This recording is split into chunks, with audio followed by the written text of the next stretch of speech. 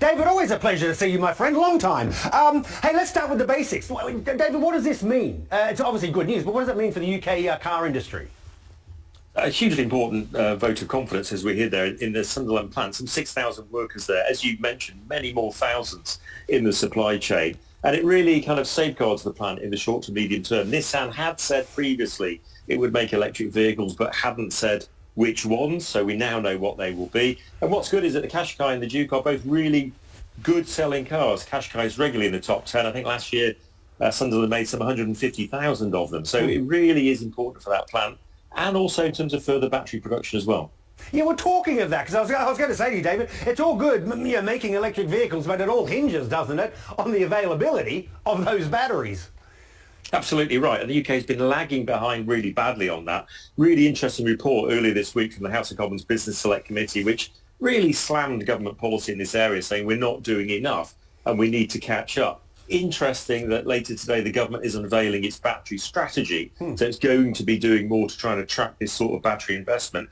If we put together the investments already announced by Envision in the battery plants in the northeast and by Tata, the UK is about halfway there in terms of where it should be. A lot more investment is needed. Yeah. Just briefly, are you expecting much from that UK government battery strategy? I mean, what's the announcement? Just they're going to make more plants, build more plants?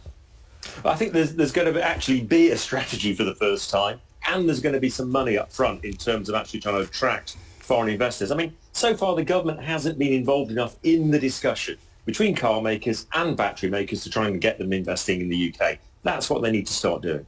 And David, most of the, and correct me if I'm wrong here, but I'm thinking most of these cars built in the UK, they're going to be exported, aren't they? Well, certainly to the EU.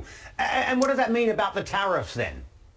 That's a really good point. So as it stands, from January, there's going to be 10% tariffs on EVs that don't have enough local content. Now, what Nissan seem to be doing here is really increasing the local content by making the batteries locally.